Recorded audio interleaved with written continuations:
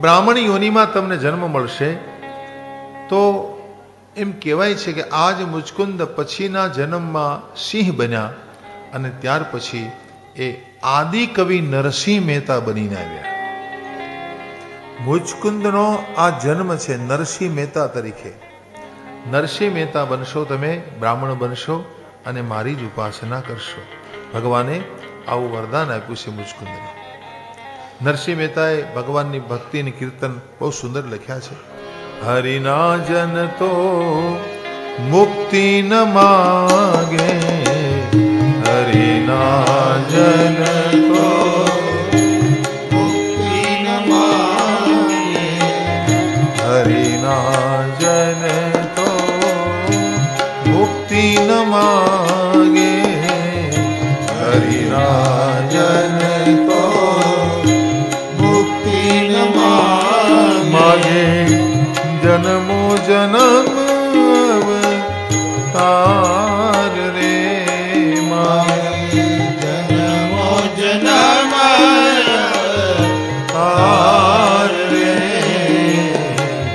નિત સેવા નિત કીર્તન ઓછવ, નિત સેવા નિત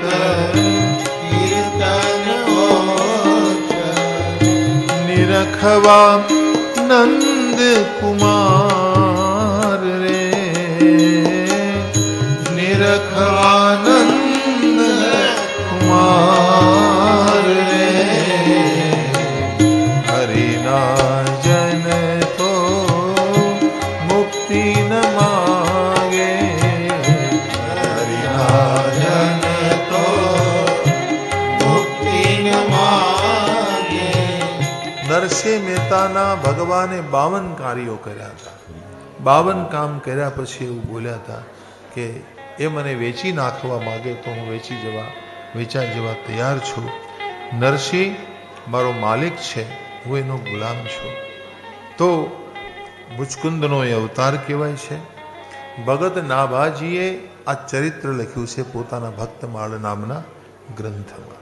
શ્રી રામ જય રામ જય જય રામ, શ્રી રામ જય રામ જય જય રામ, શ્રી રામ જય રામ જય જય રામ.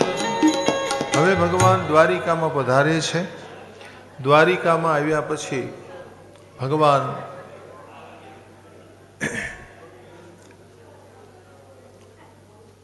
ગોકુળમાં ભગવાન 11 વર્ષ રહ્યા છે, મથુરામાં ભગવાન 14 વર્ષ રહ્યા છે અને હવે ભગવાન 24-25 વર્ષના થઈ ચૂક્યા છે.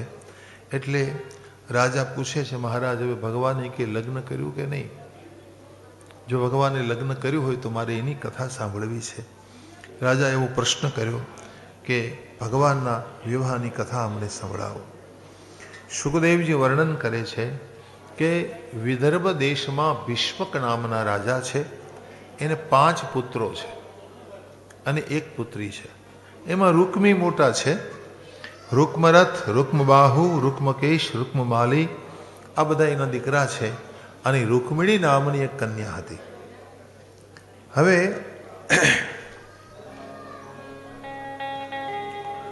રૂક્મિણીએ જ્યારથી ભગવાનની પ્રશંસા સાંભળી છે ત્યારથી એનો નિર્ણય હતો કે મારે ભગવાન સાથે વિવાહ કરવા છે. પણ રૂક્મીના મિત્ર છે શિશુપાલ. રૂક્મીની ઈચ્છા હતી શિશુપાલ સાથે પોતાની બહેનનું વ્યભિચાર કરવું, પરંતુ રૂક્મિણીની ઈચ્છા ભગવાન કૃષ્ણ સાથે વિવાહની છે, કારણ કે રૂક્મિણી ભગવાનની આદિશક્તિ છે. જ્યારે સ્વયંવરની યોજના થવા લાગી એ વખતે રૂક્મિણીજીએ એક પત્ર લખ્યો છે. 7 શ્લોકમાં લખાયેલો આ પત્ર એ એમણે આપ્યો સુદેવ નામના ભૂદેવને, અને સુદેવ નામના ભૂદેવને કહ્યું કે આ પત્ર તમે જલ્દીથી લઈને દ્વારિકા પહોંચો મહારાજ અને ભગવાનને સંદેશ આપો. આ સુદેવ નામના ભૂદેવ દ્વારિકા પધારે છે. ભગવાન પોતાની સભામાં બિરાજ્યા હતા. સુદેવ ભૂદેવને ભગવાન સન્માન આપે છે. બાજુમાં બેસાડ્યા, ભૂદેવની પૂજા કરી અને પૂછ્યું, શું કામ આવ્યા છો મહારાજ? શા કારણે પધાર્યા છો? તો સુદેવ નામના ભૂદેવે પત્ર કાઢીને આપ્યો કે લ્યો આ પત્ર લાવ્યો છું. એટલે ભગવાને પૂછ્યું કોનો પત્ર છે? તો રૂકમિણીનો પત્ર છે. તો આપ જ વાંચો મહારાજ, આ પત્ર તમે જ વાંચો મહારાજ. એટલે સુદેવ નામના ભૂદેવે આ પત્રને વાંચવાની શરૂઆત કરી. રૂકમિણી ઉવાચ, 7 શ્લોકમાં લખાયેલો આ પત્ર છે. બહુ સુંદર ભાવ છે. અને આ જે 7 શ્લોકમાં પત્ર લખાયો છે એ આજે પણ દ્વારિકાધીશ ભગવાન એને રોજ સાંભળે છે. આ પત્ર એ રોજ શ્રવણ કરે છે દ્વારિકાધીશ પ્રભુ. અને જે દિવસે એમણે આ પત્ર સાંભળ્યો ન હોય ભગવાને, તે દિવસે ભગવાનને નિદ્રા આવતી નથી. રૂકમિણી શરૂઆત કરે છે. શ્રુતવા ગુણાન ભુવન સુંદર શુણવતામ તે નિર્વિશ્ય કર્ણ વિવરે હરતો ગતાપમ રૂપમ દૃશામ દૃશિમતામ અખિલાર્થલાભમ ત્વય્યચ્યુતામ વિશતિ ચિત્તમ પત્રપમ મે. પેલો શ્લોક. રૂકમિણીજી કહે છે, પ્રભુ મેં આપને નિહાળ્યા નથી, પણ મેં તમારી કથા સાંભળી છે. શ્રુતવા ગુણાન, હે ભુવન સુંદર, મેં તમારા ગુણગાન સાંભળ્યા છે મારા કાનરૂપી પડિયાથી. અને જ્યારથી મેં તમને સાંભળ્યા છે ત્યારથી મને તમારામાં પ્રેમ થઈ ગયો છે. દેખો, ભગવાનના ગુણ સાંભળ્યા પછી ભગવાનમાં પ્રેમ થઈ જ જવો જોઈએ. જો તમારામાં શાલીનતા હોય તો ભગવાનમાં આપણને પ્રીતિ થઈ જ જવી જોઈએ, કારણ કે હરિના ગુણ એવા છે. રૂપમ દ્રશામ દ્રશ્યમતામ અખિલ અર્થલાભ, મારા જીવનનો અખિલ લાભ જો મેં કોઈ માન્યો હોય તો એક જ માન્યો છે કે મારા હૃદયમાં તમારો નિવાસ થાય અને તમારા ચરણોમાં મને સ્થાન મળે. હે અચ્યુત, એ પ્રસ્તાવ મેં તમારી આગળ મૂક્યો છે.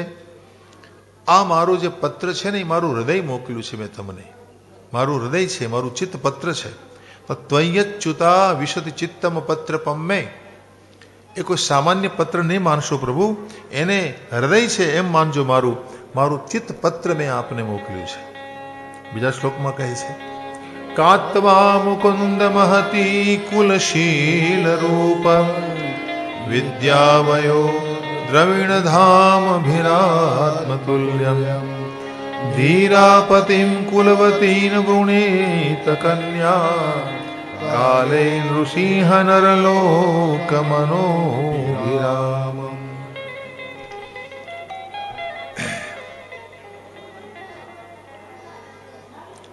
અને બીજા શ્લોકમાં કહે છે કે હે મુકુંદ, કુલવાન, શીલવાન, રૂપવાન, વિદ્યાવાન અથવા તો કોઈ પણ પ્રકારે સુશિક્ષિત કોઈ પણ એવી સ્ત્રી નહીં હોય કે જે તમારી ઈચ્છા ન કરે, તમારું વરણ ન કરે. ધીરા પતિમ કુલવતીન વૃણીત કન્યા, કોઈ એવી કન્યા નહીં હોય કે જે તમારું વરણ ન કરે. દરેક કન્યાને તમે પસંદ છો હે કૃષ્ણ, કારણ કે તમે આ નરલોકને અભિરામ આરામ આપો છો. આવા છો તમે પ્રભુ, એટલે મેં તમારું વરણ કર્યું છે. મેં તમારી કામના કરી છે પ્રભુ કે મારી સાથે વિવાહ કરો, અને મેં આ પ્રસ્તાવ મૂક્યો છે. ત્રીજા મંત્રમાં કહે છે કે હે કૃષ્ણ, મેં મારો આત્મા તમને સમર્પિત કર્યો છે. તમારા સમાન કોઈ વીર પુરુષ નથી અને હું તમારો જ ભાગ છું. પ્રભુ, હું તમારી છું. તમે સિંહ સમાન છો અને આ શિશુપાલ જેવા રાજા મને ઈચ્છે છે મેળવવા, પણ એ તો શિયાળિયા જેવા છે. જો એ મને પ્રાપ્ત કરી જાય તો સિંહનો ભાગ શિયાળ લઈ જાય આવું મનાય, અને સિંહનો ભાગ શિયાળ લઈ જાય ને તો એમાં સિંહની શોભા ઘટે છે. પ્રભુ, હું આપનો ભાગ છું, એટલે આપ મને પ્રાપ્ત કરવા માટે અહીં અવશ્ય પધારશો. આ શ્લોકમાં એ ભાવ આપ્યો છે. તન મે ભવાન ખલુ વૃત પતિરંગ જાય માત્માન પિતશ્ચ ભવતોત્ર વિભો વિદેહી મા વીર ભાગમ વિમર્શતુ ચેદ્ય આરાધ ગોમાયુવન મૃગપતે બલિમં ભુજાક્ષ.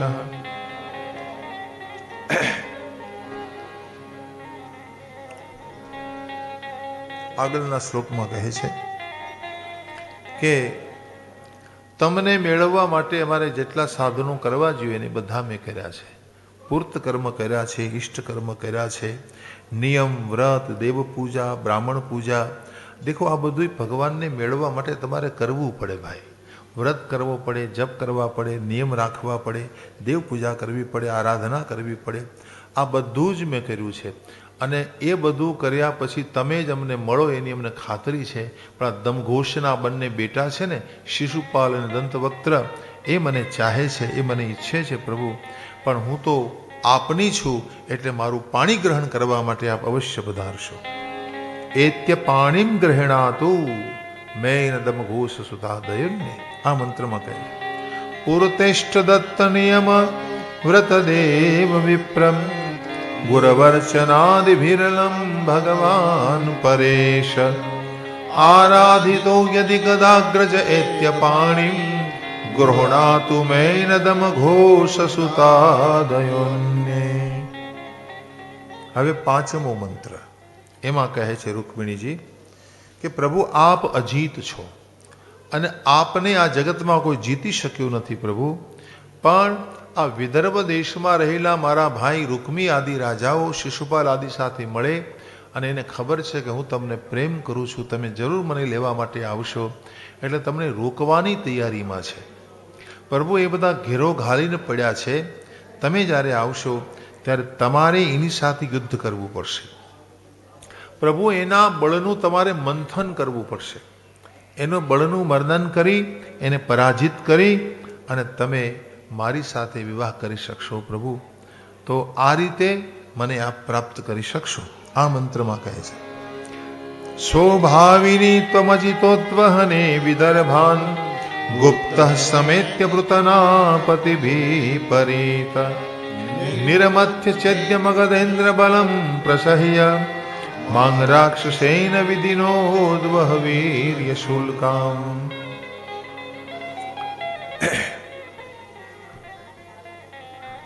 છઠ્ઠા શ્લોકમાં કહે છે કે અમારે ત્યાં અમારી પરંપરા પ્રમાણે અંબિકા પૂજન કરવાનો નિયમ છે. અને અમે જ્યારે માતાજીનું પૂજન કરવા માટે જઈએ ત્યાં તમારે મારું સ્વીકાર કરી મારું હાથ પકડી રથમાં બેસાડી અને રથ ચલાવજો. હું અંતરપુરમાં લઈ જઈશ, ત્યાં હું તમારી પૂજા કરીશ.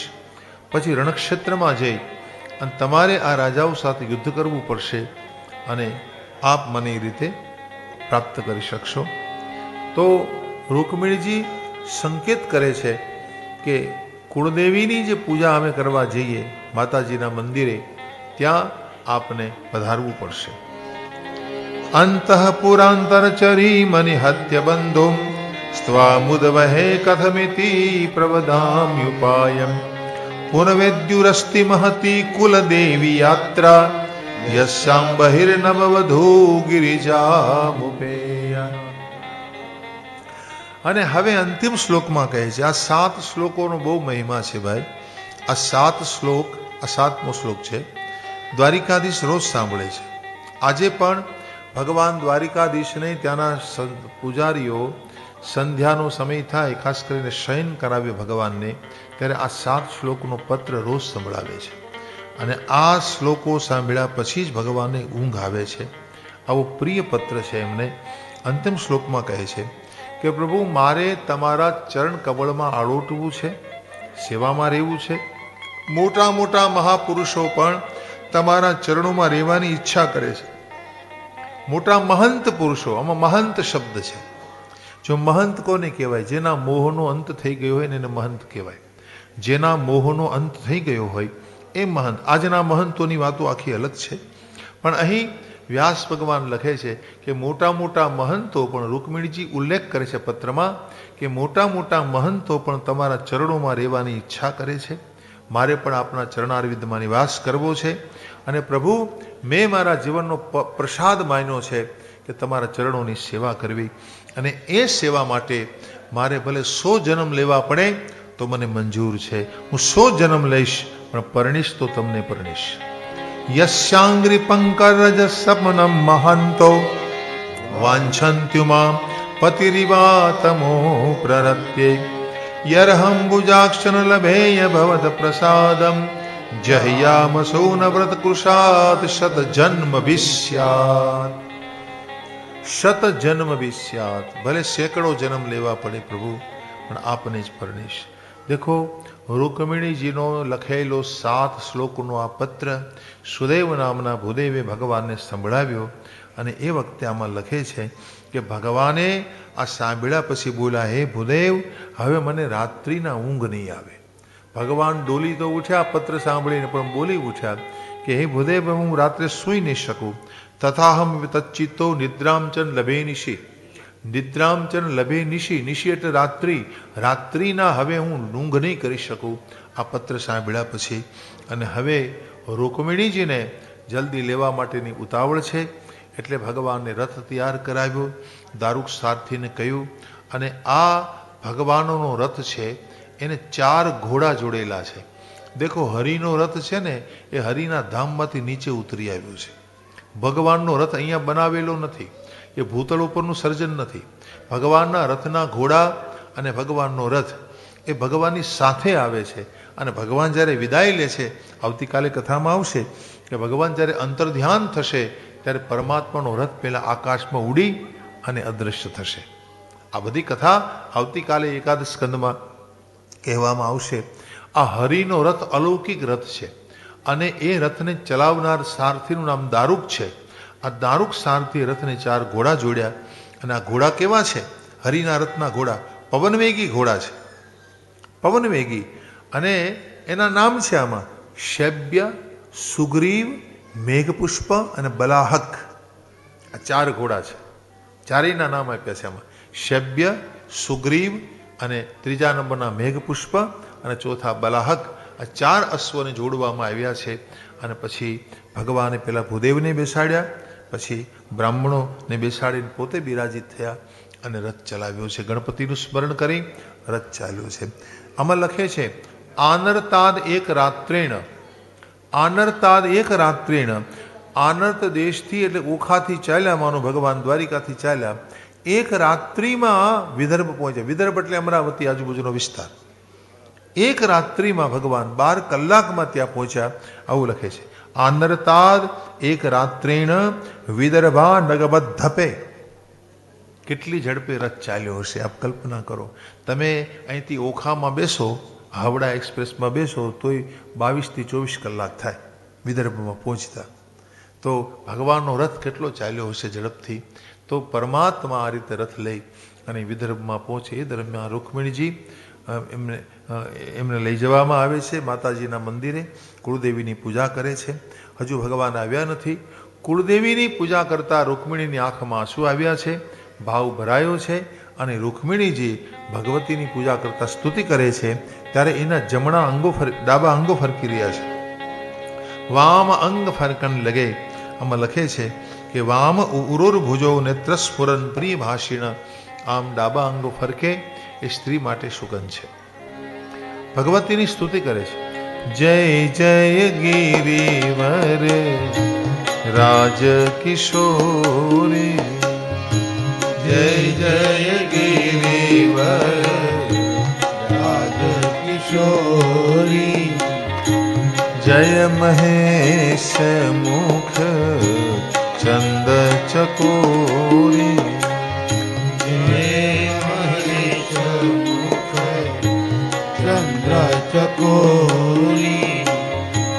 જય ગજ વદન ષડાનન માતા. જય ગજ વદન ષડાનન માતા. જગત જનની દામિની દૂતિ ગાતા. જગત જનની દામિની દૂતિ ગાતા. નહીં તવ આદિ મધ્ય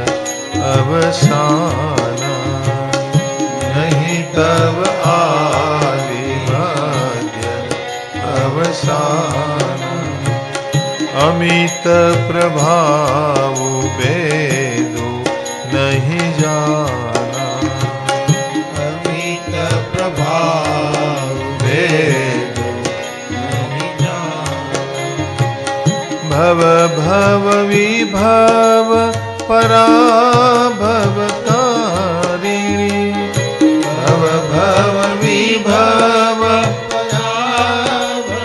कारिणी विश्व विमोहिनी स्वबस विहारिणी विश्व विमोहनी स्वबस विहारी जय जय गिरिवर राज किशोरी जय जय गिरिवर राज किशोरी गिरिवर राज किशोरी आपने प्रणाम છે આપ ભગવાન ગણેશ અને કાર્તિકેયની માતા છો આપ અમારા કુળદેવી છો ભવ ભવ વિભવ પરાભવ કારિણી છો તો આવા ભાવ છે આ બધા મંત્રોમાં ભગવતી રૂકમિણીજીએ ભગવતીની સ્તુતિ કરી છે અને ભગવતીનો આશીર્વાદ પ્રાપ્ત થયો છે અને બરાબર એ જ વખતે ભગવાન પોતાનો રથ લઈને ત્યાં પ્રવેશ કરે છે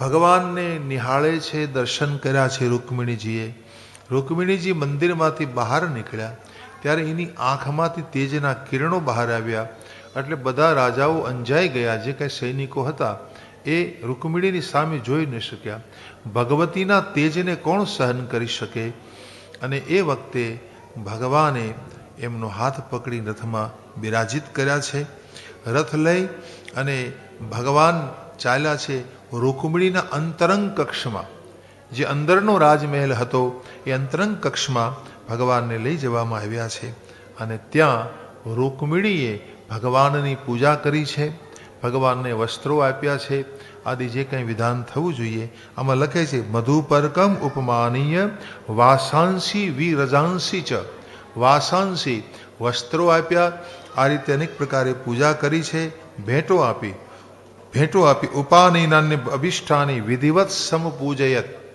વિધિવત સમપૂજય વિધિવત રૂકમિણીએ ભગવાનની પૂજા કરી છે અને પછી ભગવાન રણક્ષેત્રમાં પધારે છે રણક્ષેત્રમાં ભગવાન આવે અને યુદ્ધ કરે છે રાજાઓની સાથે અને ભગવાને રૂકમીને થાંભલા સાથે બાંધ્યો છે રૂકમીને ભગવાન નાશ કરવા જાય જ્યારે એનો શિરચ્છેદ કરવા એ વખતે બલરામજી પધાર્યા છે બલરામજીએ આવીને ભગવાનને પૂછ્યું કે ભાઈ આ કોણ છે તો કે મારા મોટા શાળા છે તો શાળાને મારવા ન જોઈએ સમાધાન કરી લો અને પછી એને છોડી મૂકવામાં આવ્યા છે રૂકમિણીના ભાઈ રૂકમીએ એવો સંકલ્પ લીધો હતો કે હું જો કૃષ્ણને ન જીતું તો નગરમાં પ્રવેશ નહીં કરું એટલે પછી એને બાજુમાં બીજું નગર બનાવ્યું અને આ રીતે ભગવાને બધા રાજાઓને જીતી અને રૂકમિણીને લઈને ભગવાન ત્યાંથી ચાલ્યા છે ભગવાન માધવપુરમાં પધાર્યા છે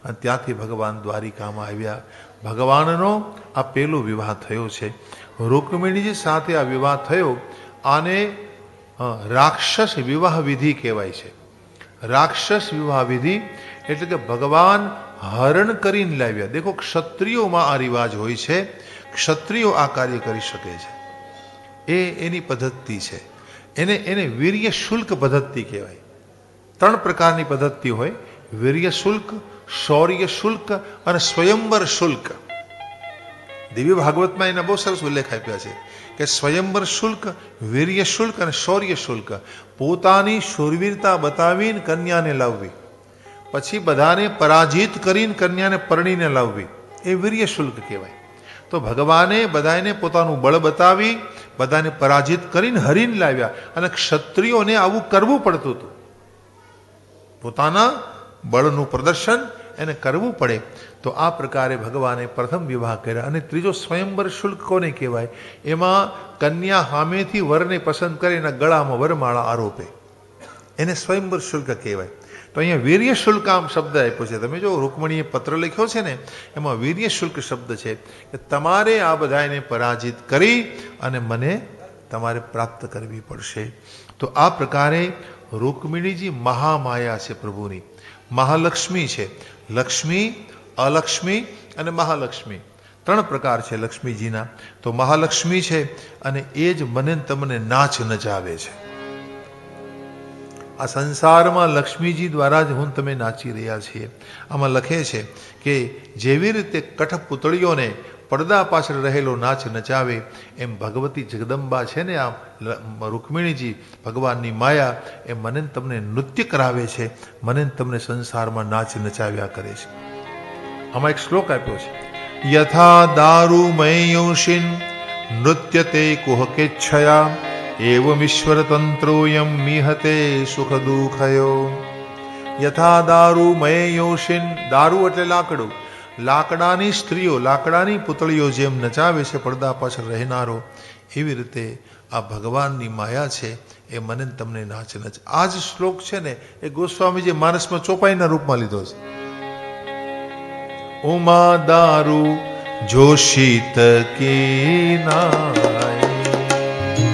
ઉમા દારૂ જોશિત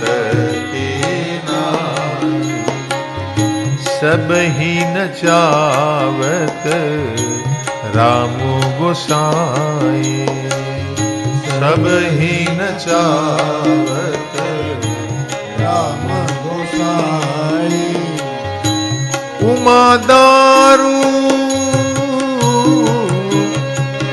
उमा दारू जोशित की नाई, उमा दारू जोशित की नाई, सब ही नचावत राम गोसाई, सब ही नचावत રામ ગોસાઈ. तो सबको नाच नचाती है ये प्रभु की माया है, जिसे रुक्मिणी कहा है ये भगवान की महालक्ष्मी है, ये भगवान की ही है. रुक्मिणी કોઈને બીજાને ન મળે ભાઈ, રૂકમિણી તો ભગવાનની જ છે. શિશુપાલ આદિ રાજાઓ એને ચાહતા હતા પણ એને ન મળી શકે. આ તો આદિશક્તિ છે અને આવી ભગવતી રૂકમિણી સાથે ભગવાને પહેલો વિવાહ કર્યો છે. આ રૂકમિણીને ત્યાં પછીનો જે અધ્યાય છે એમાં પ્રદ્યુમ્નના જન્મની કથા આપી છે. રૂકમિણીને ત્યાં પ્રદ્યુમ્નનો પ્રાદુર્ભાવ થયો અને પ્રદ્યુમ્ને શમરાસુર નામના રાક્ષસનો વધ કરી અને રતિને પરણીને આવ્યા. એ એક અધ્યાયમાં આ કથા સંભળાવી. દેખો ભાગવતમાં ક્રમાનુસાર ચાલવું જોઈએ, એક એક અધ્યાયોનો ક્રમ છે. પછી આમાં કથા આપી છે કે એક વખત સત્રાજીત નામના એક યાદવે સૂર્ય ઉપાસના કરી અને સૂર્ય ભગવાને એક મણિ આપ્યો એને, એનું નામ હતું શ્યમંતક મણિ અને એ રોજ 8 ભાર સોનું આપતો હતો. હવે એક વખત આ મણિ ગળામાં પહેરીને યાદવોની સભામાં સત્રાજીત પધાર્યા તો ભગવાને એમ કહ્યું કે તમારી પાસે આટલું બધું સોનું તમે શું કરશો, કે સત્કર્મમાં વાપરો ને મહારાજ. એટલે સત્રાજીતને ગમ્યું નહીં કે ભાઈ તમે મારી આવક ઉપર ટેક્સ લગાવવાની કોશિશ કરતા લાગો છો, મારા ઉપર ઇન્કમ ટેક્સ લગાડવાની કોશિશ કરો છો મહારાજ. તો કે ભગવાને કીધું ભાઈ મુબારક છો, તમે તમારી પાસે તમારું ધન રાખો, અમારે ન જોઈએ, આ તો ઘણું બધું છે તમારી પાસે. એટલે મેં સૂચન કર્યું. તો સત્રાજીત સભા છોડીને જતા રહ્યા. હવે સભા છોડીને જતા રહ્યા તો બીજે દિવસે આ મણિને એના ભાઈના હાથમાં, પ્રસેન નામનો ભાઈ એના હાથમાં આવ્યો હશે. તો પ્રસેને ગળામાં પહેર્યો મણીને અને એ લઈ શિકાર કરવા માટે જાય છે. શિકાર કરવા જતા હતા ત્યાં એક સિંહ આવ્યો સામે. તો સિંહે એમને હણી નાખ્યા પ્રસેનને અને મણિ પોતાના મુખમાં લઈને જતો હતો. એમાં જામવંતે એને જોઈ લીધા. જામવંત કોણ? રામકાળમાં જે જામવંત એમ કહે છે કે હું ઘરડો થઈ ગયો છું, એ જામવંત આજથી 5000 વર્ષ પહેલા પણ હતા. એ જામવંત પોતાની ગુફામાં, જામવંતની ગુફા ક્યાં ગણાય છે આજે? બરડા ડુંગર, જે જામનગર ડિસ્ટ્રિક્ટમાં બરડો ડુંગર છે, બહુ મોટો ડુંગર છે. એ બરડા ડુંગરમાં જામવંતની ગુફા છે આજે પણ, એમાં એ નિવાસ કરતા હશે. હવે એ વખતે એમણે આ પ્રસન્નને જોયા, સિંહને મણિ લઈને જતો, તો એણે મણિ લઈ લીધો, સિંહની હત્યા કરી. તો આ પ્રકારે મણિ લઈને પોતાના બિલમાં આવ્યા અને એની દીકરીના પારણે બાંધ્યો જાંબવતીના. મણિ ચોરાવાનું આળ ભગવાન ઉપર યાદવોએ નાખ્યો. હવે એ મણિ ચોરાવાના આળ નાખનારા લોકોને પકડી ભગવાને બધાને ભેગા કરીને કીધું ચાલો આપણે શોધવા જઈએ. અને ભગવાન મણિ શોધ કરતા આગળ આવે છે. તો જામવંતની ગુફા સુધી પહોંચ્યા. ભગવાને કીધું કે ભાઈ હું આવું નહીં ત્યાં સુધી કોઈ અહીંથી જવાનું નથી. ભગવાને ગુફામાં પ્રવેશ કર્યો અને જામવંતે જોયું, અરે મારી ગુફામાં મનુષ્ય, અને ભગવાન સાથે યુદ્ધ શરૂ કર્યું. આમાં લખે છે કે એટલા બધા દિવસો સુધી યુદ્ધ ચાલ્યું, 28 દિવસ ચાલ્યું જામવંતની સાથે. આમાં વર્ણન છે કે 28 દિવસ સુધી યુદ્ધ થયું અને છતાંય ભગવાન હરાવી ન શક્યા જામવંત. પછી ભગવાને એક મુઠ્ઠી એવી મારી જામવંતને કે એને એમ થયું કે આટલું બધું બળ કોઈ મનુષ્યમાં તો હોય જ નહીં, તો કોણ છો તમે? તો ભગવાને કીધું, ભાઈ હું તારો રામ છું, હું જ તારો રામ છું. આ તો કળિયુગમાં મારે કૃષ્ણ બનીને આવવું પડ્યું છે. અચ્છા પ્રભુ, મારા ઈષ્ટદેવ છો તમે? તમને ક્યારેક મલકુસ્તી કરી લઉં છું. અચ્છા શું ઘટના છે? તો કે આ મણિ જે તારી પાસે છે ને એનું આળ મારી માથે આવ્યું છે, એ મણિ હું લેવા આવ્યો છું. આમાં લખે છે કે જામવંત ભગવાનની એક શ્લોકમાં સ્તુતિ કરે છે, પ્રભુ મને રામ રૂપ ધરીને દર્શન આપો. અને પછી ભગવાને એને રામ રૂપ ધરીને દર્શન આપ્યું છે કે જે ભગવાને લંકાના અસુરોના મસ્તકો નીચે પાડ્યા, ઉજ્જવલ સેતુ બનાવ્યો, અને આવા હરિનો યશ વ્યાપ્ત થયો. આવા હે રામચંદ્રજી, અમે આપને પ્રણામ કરીએ છીએ. સેતુ કૃત સ્વેશ ઉજ્જવલિતા ચ લંકા રક્ષ શિરાંસી ભૂપેતુર સુક્ષિતાની. આ એક શ્લોકથી જામવંત એક એવું પાત્ર છે કે જેણે ભગવાનની ત્રણ અવતાર દશાઓનું દર્શન કર્યું છે. 3 અવતાર દશા. કઈ? પેલો અવતાર કયો? વામનજી. વામનજી થયા એ વખતે, એ ત્રેતાયુગની વાત છે. વામનજીના સમયમાં જામવંત કહે છે કે હું યુવાન હતો, અને જામવંતે વિરાટ રૂપને 2 ઘડીમાં 7 પરિક્રમા કરી હતી. આવું સામર્થ્ય હતું જામવંત. હવે એ જ જામવંત ભગવાન રામચંદ્રજી વખતે એમ કહે છે કે ભાઈ હું હવે ગરડો થઈ ગયો છું, લંકા જઈ શકું, પાછું ના આવી શકું. લંકા સુધી ઉડવાની હજી મારામાં શક્તિ છે, પાછું ના આવી શકું. એટલે અંગદને તમે નાયક બનાવો અને બીજી વ્યવસ્થા કરો. પછી હનુમાનજીને પસંદ કરવામાં આવ્યા. પણ એ વખતે જામવંત બુઢા હતા. અને ત્યાર પછી તમને ખબર છે રામને કેટલો સમય થયો? રામકાળને કેટલો સમય થયો? ભાગવતનું ગણિત જો કરવામાં આવે યુગોનું, તો 17 લાખ વર્ષ થયા છે. 17.5 લાખ વર્ષો રામકાળને થયા છે. રામચંદ્રજી થયા એને. આ ભાગવતની ગણતરી છે, ભાગવતનું કેલ્ક્યુલેશન જે આપણું છે. અને પ્રમાણ કોઈ પણ આપણા શાસ્ત્રોનું પ્રમાણ લેવાય. લાખો વર્ષ થયા છે રામચંદ્રજીને, અને એટલા બધા લાખો વર્ષોથી જામવંતની હાજરી આજે પણ છે. હિમાલયમાં આવા કેટલાય મહાપુરુષો આજે નિવાસ કરે છે ભાઈ. અને આ બધી અગમ ચેતનાઓ છે, આવા મહાપુરુષોનો નિવાસ છે. તો જામવંતજી એમ કહે છે 5000 વર્ષ પહેલાં કે આ મારી દીકરીને તમે લઈ જાઓ કે જેથી હું ભજન કરવા જઈ શકું. અને પછી જામવંતીને મણિ સોંપી દીધો, અને જામવંત હિમાલય તરફ ચાલ્યા છે. આજે પણ હિમાલયમાં એ તપસ્યા કરે છે. તો ભગવાન સુખદેવજી વર્ણન કરે છે કે જામવતી સાથે ભગવાને બીજો વિવાહ કર્યો. પેલું રૂકમિણી, બીજો જામવંતી. મણિ લાવીને સતરાજીતને આપ્યો, એટલે સતરાજીતને પસ્તાવો થયો. એટલે સતરાજીતે પોતાની દીકરી સત્યભામા એ ભગવાનને આપી. ભગવાને આ ત્રીજો વિવાહ કર્યો. યમુનાને કિનારે ભગવાન જ્યારે અર્જુનને લઈને જાય છે ત્યારે કાલિંદી તપસ્યા કરતા હતા. ભગવાને એનો સ્વીકાર કર્યો, ચોથો વિવાહ. પછી મિત્રવિંદા સાથે વિવાહ કર્યો, પછી સત્યા, પછી ભદ્રા, અને 7 ગોધાઓને ભગવાને એક સાથે નાથી અને લક્ષ્મણ સાથે વિવાહ કર્યો. તો આ પ્રકારે ભગવાને 8 પટરાણીઓ સાથે વિવાહ કર્યા. 8 પટરાણીઓ કોણ છે? 8 પ્રકારની પ્રકૃતિ છે. ભૂમિ, રાપો, નલો, વાયુ, મનો, બુદ્ધિ, ખંગ રેવચ.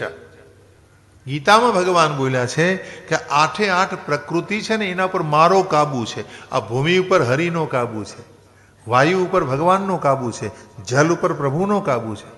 અરે ભાઈ, મહાન સિદ્ધ સંતો હોય ને એનો આ બધા ઉપર કાબુ થઈ જાય. મહાન સિદ્ધ સંતો, એવા સંતો મેં જોયા છે કે જે અગ્નિ ઉપર કાબુ કરી શકે, વાયુ ઉપર કાબુ કરી શકે, વિષ ઉપર કાબુ કરી શકે, જલ ઉપર કાબુ કરી શકે. તો એ તો સામાન્ય વસ્તુ છે બધી. એ સિદ્ધિઓ સામાન્યમાં સામાન્ય સિદ્ધિ ગણવામાં આવી છે. આવતીકાલે એ બધી સિદ્ધિઓની કથા આવશે આમાં. એકાદશ સ્કંદમાં શ્રી કૃષ્ણ ઉદ્ધવજીને બધી ચર્ચા કરે છે કે તમે સાત્વિકતાથી ભગવાનનું ભજન કરો અને સાત્વિક અવસ્થામાં રહેવા લાગો, તમારી આગળ બધી સિદ્ધિઓ એની મેળે આવે. અણિમા, લઘિમા, મહિમા, ગરિમા, વશિતા, ઈશિતા, પ્રાકામ્ય અને કામ વસાયિતા, આ 8 સિદ્ધિઓ છે. પછી એના ઉપરાંત પણ બીજી ઘણી બધી સિદ્ધિઓ છે. તો એ તો બધી સામાન્ય વસ્તુ છે. ભગવાનની પત્ની બનીને આવે છે 8 પ્રકૃતિઓ, એ 8 પટરાણી છે. ભૂમિ, આપો એટલે જલ, પછી વાયુ, અગ્નિ, પછી મન, બુદ્ધિ, આકાશ, ભૂમિ, રાપો, નલો, વાયુ, મનો, બુદ્ધિ, ખંગ રેવ ચહ. તો આ પ્રકારે અષ્ટદા પ્રકૃતિ એ ભગવાનની પત્ની બનીને, એટલે 8 પટરાણીઓ છે. ત્યાર પછી આમાં એક કથા એવી આપી છે કે ભૌમાસુર નામનો એક અસુર હતો અને એ ભૌમાસુરે 16,100 સ્ત્રીઓને કેદ કરેલી. હવે એને છોડાવવા માટે ભગવાન જાય છે ભૌમાસુરનો નાશ કરી અને સ્ત્રીઓને કહે છે હવે તમે તમારે ઘેર જતી રહો. તો હવે અમને કોણ રાખે પ્રભુ? પરપુરુષની સાથે અમે રહીને આવ્યા છીએ, હવે અમને રાખે કોણ? ભગવાન કહે કે તમને કોઈ નહીં રાખે તો હું છું. જેનું કોઈ નહીં એનો ભગવાન છે. દેખો, ભગવાને 16,100 કન્યાને એટલે સ્વીકારી છે કે જો ભગવાને સ્વીકારી ન હોત તો એના શું હાલ થાત. ભગવાન કહે છે કે તમને કોઈ રાજા નહીં સ્વીકારે, એટલે આજથી હું તમારો સ્વીકાર કરું છું, હું તમારો સ્વામી છું. અને આ 16,100 કન્યાઓને ભગવાને એટલા માટે સ્વીકારી છે. ઘણાના મનમાં પ્રશ્નો થતા હોય કે ભગવાને આટલા બધા વિવાહ શું કામ કર્યા? તો એનું આ કારણ છે કે કેદખાનામાંથી છોડાવેલી આ કન્યા હતી અને પરમાત્માએ એ બધીનો સ્વીકાર કર્યો છે. અને આમ 16,100 એ વેદની ઋચાઓ છે. વેદની ઋચાઓ. આ વેદ ઋચાઓને ભૌમાસુર જેવા અસુરો કેદ કરતા હોય છે. ભૌમાસુર એટલે શરીર સુખમાં રમનારા લોકો છે. એને વેદોની કિંમત ન હોય, એને વેદ ઋચાઓની કિંમત ન હોય. આપણી જેવા જે લોકો છે એને વેદ શું છે કોને ખબર છે ભાઈ? વેદની કોઈ પરવા નહીં, વેદ મંત્રોની કોઈ પરવા નહીં, વેદ પ્રત્યે પ્રેમ નહીં. તો વેદની ઋચાઓનો આપણે દુરુપયોગ કરતા હોઈએ છીએ, એવો આમાં ભાવ આવે છે આ કથામાં. એટલે ભગવાને આ વેદ ઋચારૂપી બધી સ્ત્રીઓને અપનાવી છે. 16,000 અથવા એવી પણ કથા છે દેવી ભાગવતમાં કે 16,050 ઇન્દ્રની અપસરા હતી અને નારાયણ ભગવાનનો તપોભંગ કરવા ગઈ, પણ એ વખતે તપોભંગ ન કરી શકી. નારાયણ ભગવાનમાં આકર્ષણ પામી એટલે ભગવાને કીધું કૃષ્ણાવતારમાં હું તમને સ્વીકારીશ. તો 16,050 અપસરા અને બાકીની 50 એ અયોધ્યામાં રહેલી અમુક કુમારિકાઓ અને અગ્નિ કુમારિકાઓ હતી કે જેને રામની અંદર મોહ થયો હતો. રામ તો મર્યાદા છે એટલે રામ સ્વીકારી ન શકે. રામને કહા કે કૃષ્ણ બનુંગા, આપકા સ્વીકાર કरूंगा. એમ 16,108 કન્યાઓ સાથે ભગવાને વિવાહ કર્યો છે. પછી આમાં લખે છે કે ભગવાને એક પટરાણીમાં 10 પુત્રોને એક પુત્રીનો જન્મ થયેલો. આમાં 8 પટરાણીઓના 10 પુત્રોના તો નામ આપેલા છે. 8 પટરાણીઓના ભાગવતમાં અને એક પટરાણીને 10 દીકરા અને એક દીકરીનો જન્મ થયેલો. અને એવડો મોટો વંશ વિસ્તાર. બે આ તો ભગવાન છે ને, પરમાત્મા છે, ઈશ્વર છે અને આખું જગત એનું સંતાન છે ભાઈ. આખું જગત. આ કોઈ લૌકિક કથા નથી ભાઈ, આ અલૌકિક કથા છે. તમે ભગવાનની કથા સાંભળો ને ભાઈ તો ભગવાનની કથા મનુષ્ય માનીને ન સાંભળો ભાઈ. ભગવાન માણસ નથી, મનુષ્ય નથી. મનુષ્ય જેવો આકાર લઈને આવ્યા છે ભગવાન. મનુષ્ય લિંગમ એમ કહ્યું, લાગે છે માણસ જેવા પણ ભગવાન છે. અને એના પ્રમાણો મહાભારતમાં કેટલા બધા છે. દુર્યોધને પકડવાની કોશિશ કરી તો ભગવાને શરીર વધારી લો. તમે વધારો શરીર લ્યો, તમે શરીર વધારી શકો છો. આવા તો કેટલાય પ્રસંગો છે પરમાત્માના જીવનના. કહેવાનો ભાવ એ છે કે પરમાત્મા છે, ભગવાન છે, યોગ સિદ્ધ મહાપુરુષ છે, પરમાત્મા યોગી છે. એટલે એની એક પણ કથાઓમાં તર્ક કરવાની મનાઈ છે. અને આ ભાગવતજી છે ને તર્ક કરવાનું શાસ્ત્ર નથી. ભાગવત આસ્તિક દર્શન છે. જે છે એ જ લખવામાં આવ્યું છે. જે હકીકત છે, જે બનેલું છે અને જે છે એ જ ભાગવતમાં. ભાગવત એ વ્યાસ ભગવાનના જીવનનું ફળ છે, પરિણામ છે. આખી જિંદગી યુગો સુધી એણે જે તપસ્યા કરી એનું આ ફળ છે ભાગવતજી. આને આસ્તિક દર્શન કહેવાય છે. અને એટલા માટે તો ભાગવતની ખૂબ મહત્તા છે. તો આ પ્રકારે પછી ભગવાનના વંશમાં આમ આગળ લખે છે કે પ્રદ્યુમ્ન જે અનિરુદ્ધ થયા, એટલે અનિરુદ્ધની કથા વિશે પૂછ્યું. એટલે અનિરુદ્ધને ઓખાના વિવાહની કથા, આપ ઓખાહરણ સાંભળ્યું હશે, જાણતા હશો કે ઓખા સાથે ભગવાને કેવી રીતે વિવાહ કર્યા. તો અનિરુદ્ધને પેલી ચિત્રલેખા હરીને લઈ જાય છે શોણિતપુરમાં. પછી નારદજી આવીને ગાંધર્વ વિવાહ કરાવે છે અને પછી યુદ્ધ કરે છે અનિરુદ્ધ. અને યુદ્ધમાં એને કેદખાનામાં પૂરી દેવામાં આવે છે. પછી ભગવાનને નારદજી સમાચાર આપે છે. ભગવાન પોતાનું સૈન્ય લઈને આવે છે. બાણાસુરના હાથ કાપી નાખે છે. બાણાસુરને 1000 હાથ હતા, 4 હાથ રહેવા દીધા. અને એ શિવ પાસે ગયો. શિવનો ગણ છે બાણાસુર. એટલે શિવ પોતાના ગણનો પક્ષ લઈને આવે અને હરિહરનું યુદ્ધ શરૂ થાય છે. આ હરિહરનું યુદ્ધ છે ને એ આમાં વર્ણન કર્યું છે. એ વિષાણુ યુદ્ધ થયું હતું. વિષાણુ, આજે વિજ્ઞાન વાત કરે છે ને વિષાણુ યુદ્ધની, એ વખતે વિષાણુ યુદ્ધ થયેલું હરિહર વચ્ચે. એટલે ભગવાન શંકરજીએ તાવની ટોળી મૂકી. એટલે યાદવોને તાવ આવ્યો બધાને, એટલે બધા યુદ્ધ ન કરી શકે. એટલે ભગવાને તાવની ટોળી પકડીને એનો નાશ કરવા જાય. એટલે તાવ સ્તુતિ કરે. જો આ 4 મંત્રો છે એ તમે રોજ બોલો ને, તમને કોઈ દી તાવ નહીં આવે. આ ભાગવતની ગેરંટી છે. જ્વર ઉવાચ, આ 4 મંત્રો ભાગવતમાં બોલવા જ પડે. સાંભળી લો, તમને સંભળાવું. 4 મંત્રો રોજ પાઠ કરો ને, તમને કોઈ જ્વર નહીં થાય.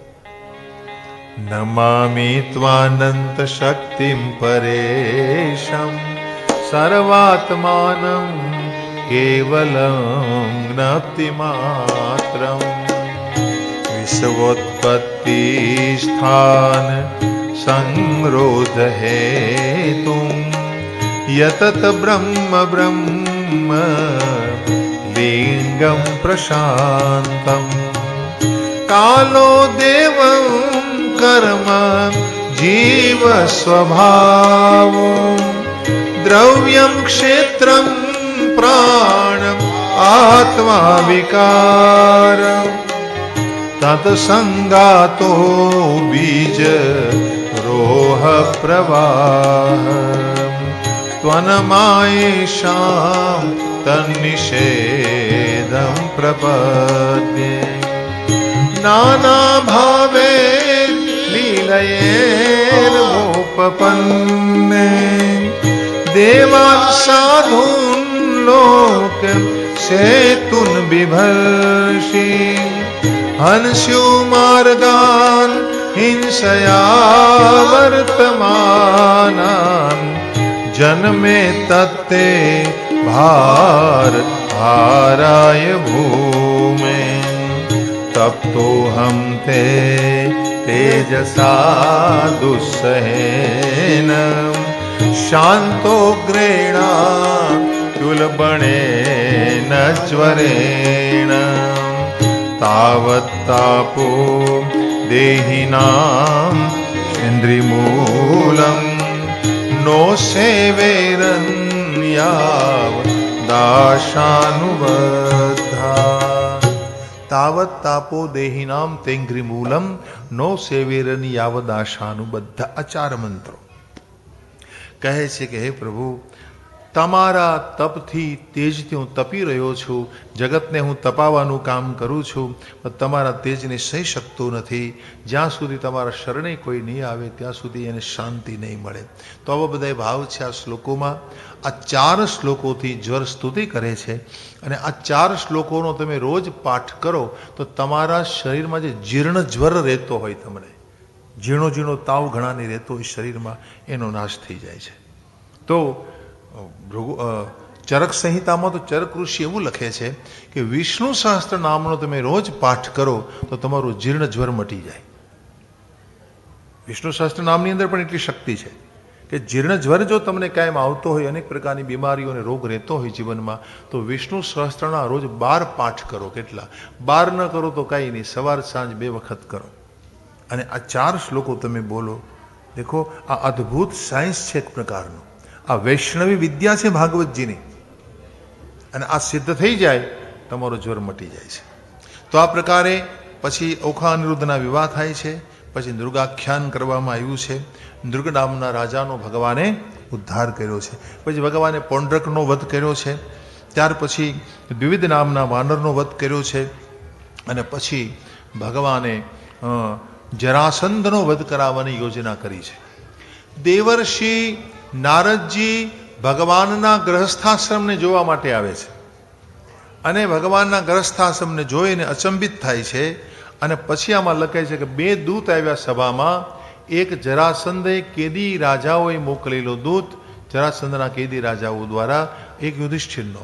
હવે દૂત એમ કહે છે કે અમને કેદમાંથી છોડાવો, અને યુધિષ્ઠિરનો દૂત કહે છે રાસુ યજ્ઞ કરવા માટે આવો, અમને સલાહ સૂચન કરો. એટલે ભગવાને એક કાંકરે બે પક્ષી માર્યા છે. એમણે ઉદ્ધવની સલાહ લીધી, પોતે હસ્તિનાપુર આવ્યા અને અર્જુન ભીમસેનને લઈ મગધ ગયા પોતે, અને ત્યાં જરાસંધનો વધ કરાવ્યો, બધા રાજાઓને મુક્ત કર્યા, અને મુક્ત કરીને આવી અને પછી રાજસુ યજ્ઞ કરાવ્યો. રાજસુ યજ્ઞ વખતે જ્યારે અગ્રપૂજાનો પ્રસંગ આવ્યો કે અગ્રપૂજા કોની કરવી, ત્યારે શિશુપાલે ભગવાને 100 ગાળો આપી. 100 ગાળો આપી ત્યારે ભગવાનનું સુદર્શન ચાલ્યું, શિશુપાલનું મસ્તક કપાયું અને તેજ ભગવાનમાં મળી ગઈ. આ પ્રસંગ આમાં લખ્યો છે. અને પછી આ ઇન્દ્રપ્રસ્થની રચના કરવામાં આવી છે અને યુધિષ્ઠિરને આ ઇન્દ્રપ્રસ્થ પ્રાપ્ત થાય છે. તો રાજસુ યજ્ઞ ભગવાને કરાવ્યો છે એ વાત આમાં લખવામાં આવી છે. અને આમાં લખે છે કે જરાસંધે કેદી જે રાજાઓ છે, આ કેદી રાજાઓને કેદમાંથી મુક્ત ભગવાને કરાવ્યા પછી આ રાજાઓએ ભગવાનની સ્તુતિ કરી છે અને પછી ભગવાનને સહયોગ કર્યો છે. પછી શાલ્વ સાથે ભગવાને યુદ્ધ કર્યું છે, શોભ સાથે યુદ્ધ કર્યું છે, વલવલ સાથે ભગવાને યુદ્ધ કર્યું છે. આમ અનેક અસુરોને ભગવાને માર્યા છે. પછી ભગવાને વિચાર કર્યો કે આટલા બધા રાજાઓને હું અલગ અલગ વધ કરું તો પાર નહીં આવે, કારણ કે અધર્મ બહુ વધી ગયો હતો, અધર્મી રાજાઓ પણ બહુ વધતા જતા હતા. એટલે ભગવાને મહાભારતનો નિર્ણય લીધો કે મહાભારતનું યુદ્ધ થાય તો એક સાથે અનેક રાજાઓ અધર્મના પક્ષમાં જતા રહે, એટલે હું એને મારા ધામમાં મોકલી આપું. તો આ રીતે ભગવાને અધર્મના નાશને માટે, ધર્મની સ્થાપનાને માટે મહાભારતનું આયોજન કર્યું. ભગવાન ગીતામાં બોલ્યા છે, યદા યદા હિ ધર્મસ્ય ગ્લાનિર્ભવતિ ભારત અભ્યુત્થાનમ ધર્મસ્ય તદાત્માનં સૃજામ્યહં પરિત્રાણાય સાધૂનાં વિનાશાય ચ દુષ્કૃતાં ધર્મ સંસ્થાપનાર્થાય સંભવામિ યુગે યુગે. તો આ રીતે મારા હરિએ અધર્મનો નાશ કરી, અધર્મી રાજાઓનો નાશ કરી, ધર્મની સ્થાપના કરી, શિશુપાલ સુધીના અનેક અસુરોનો નાશ કર્યો. પૂતનાથી લઈ અને શિશુપાલ સુધીના બધા અસુરોનો ભગવાને વધ કર્યો છે. અને હવે આમાં પરીક્ષિત પૂછે છે કે મહારાજ મને કોઈ ભગવાનના ભક્તનું ચરિત્ર કંઈ સંભળાવું. તો એ ચરિત્ર આવતીકાલે ઠાકોરજીને ઉતાવળ છે પરણવાની, એટલે આવી રહ્યા છે. હું 2 મિનિટ ધૂન કરાવું ત્યાં આવી જશે અને પછી આપણે ભગવાનનો જે લગ્ન છે એ માણીશું ઉત્સવ ઉત્સાહથી. કોણે કોણે દીઠેલા હરિઓમ વિઠ્ઠલા,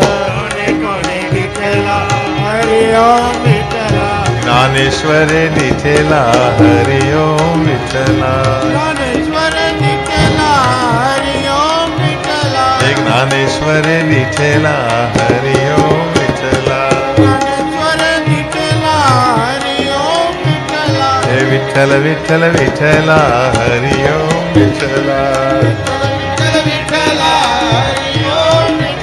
હે વિઠ્ઠલ વિઠ્ઠલ વિઠ્ઠલા હરિઓમ વિઠ્ઠલા, હે વિઠ્ઠલ વિઠ્ઠલ વિઠ્ઠલ વિઠ્ઠલ વિઠ્ઠલ વિઠ્ઠલ વિઠ્ઠલ વિઠ્ઠલ વિઠ્ઠલ વિઠ્ઠલ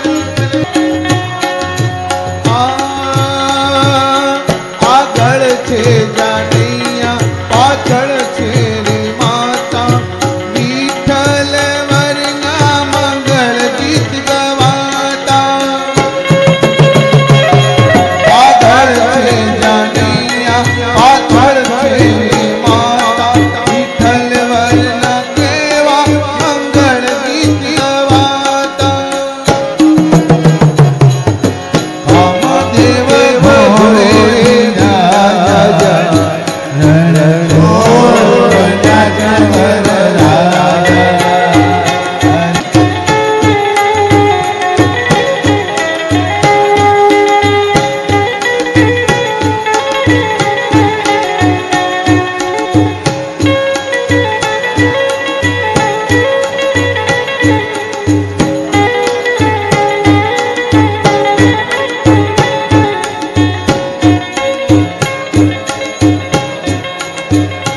રૂક્ષ્મણી તોરણ કૃષ્ણ પધાર્યા